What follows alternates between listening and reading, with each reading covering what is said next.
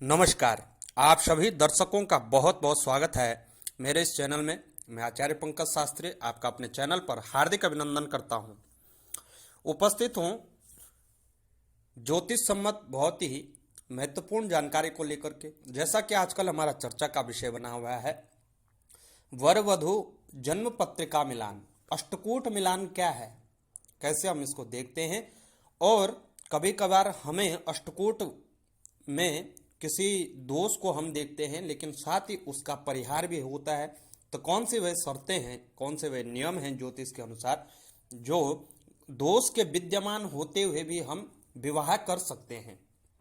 हमने मेलपाक मांगलिक का हमने विश्लेषण किया कि कौन सी स्थिति में ही सिर्फ मंगलिक होता है जातक और कौन कौन से उसके उपाय हैं। बात हमने वर्ण की, वश्यकी की, ताराकूट की, योनिकूट की और ग्रह मैत्री भी हमने देखी। अब हम छठवें पॉइंट पे, छठा पॉइंट जो होता है वह होता है गण विचार। कैसे जानते हैं हम कि गण विचार कैसे किया जाता है और गण दोष से क्या क्या प्रभाव पड़ता है, कैसे गण बनते हैं, तो इसी बारे में हम आज चर्चा करेंगे। देखिए, मुख्य रूप से गण तीन प्रकार के होते हैं: देवगण, मनुष्यगण और राक्षसगण। अश्विनी, मृगशिरा, पुनर्वसु, पुष्य, हस्त, स्वाति, अनुराधा, श्रवण और रेवती, इन नक्षत्रों का जो गण होता है वह देवगण होता है। पूर्वा फाल्गुनी, पूर्वाषाढ़ा और पूर्वा भाद्रपद, उत्तराषाढ़ा, उत्तरा फाल्गुनी और उत्तरा भाद्रपद, रोहिणी, भरणी और आराद्रा, इन नक्षत्रों का मनुष्य गण होता है। कृतिका, अश्लेषा, मघा, चित्रा, विशाखा, ज्येष्ठा, मूल, धनिष्ठा और शतविषा, इन नक्षत्रों का राक्षस गण होता है। तो तीन भागों में विभक्त होता है गण। गण विचार जब भी करते हैं तो इसमें देखा जाता है कि वर कन्या का यदि एक ही गण हो तो विवाह उत्तम होता है। जैसे मान लो देव देव गण है तो 6 अंक जन्म पत्रिका में प्राप्त होंगे, या मनुष्य मनुष्य गण है तो 6 अंक प्राप्त होंगे, राक्षस राक्षस गण है तो 6 अंक प्राप्त होंगे। यदि एक का मनुष्य गण हो और दूसरे का देवगण हो तब भी शुभ होता है।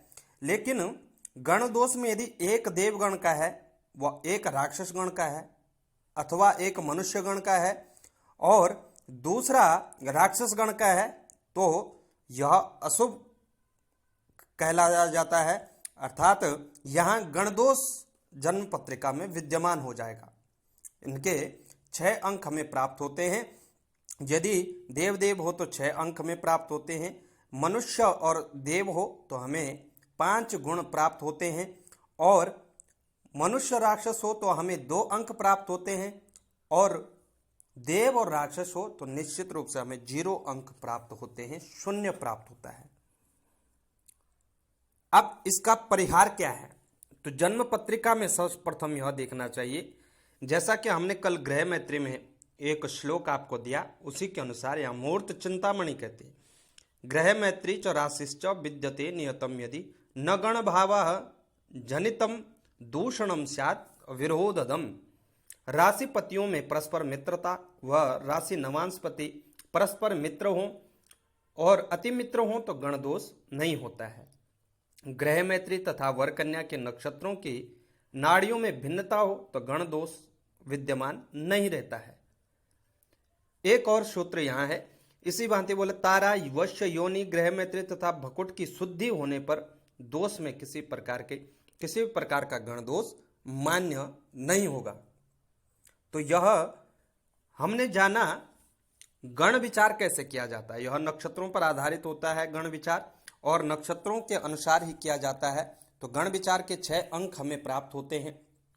निश्चित रूप से यह परिवार कलह का भी कारण बनता है। बोलचाल और स्वभाव, विशेष रूप से वाणी, गण के अनुसार अवश्य देखी जाती है। जन्म पत्रिका में जिस प्रकार का गण होगा उस व्यक्ति का वैसा ही स्वभाव और उसी प्रकार का वाद विवाद होगा। अर्थात कई लोगों को आप जानते होंगे, कई मधुर वाणी होते हैं, अच्छी मीठी वाणी बोलते हैं, और कई लोग रुक्ष वाणी बोलते हैं, कुछ समझाने की बात भी करते हैं तो उनकी वाणी बड़ी रूखी लगती है। तो यह गण से हमें ज्ञात होता है। तो आज के लिए इतना ही, कल फिर मिलते हैं। कल हम बात करेंगे भकुट विचार पर, भकुटाष्टक क्या होता है, जिससे कि जन्म पत्रिका में 7 अंक हमें प्राप्त होते हैं। आज के लिए इतना ही। जानकारी अच्छी लगे तो उसको शेयर प्लीज अवश्य करिए। चैनल पर नए हैं तो सब्सक्राइब करना ना भूलें, साथ ही लाइक अवश्य करें। और यदि किसी भी प्रकार का कोई संकोच हो तो हमें किसी भी प्रकार से आप बता सकते हैं। व्हाट्सएप के माध्यम से आप हमें बता सकते हैं या कमेंट के माध्यम से आप हमें बता सकते हैं। तो आपका जीवन शुभ हो, यही मंगल कामनाएं हम करते हैं। नमस्कार।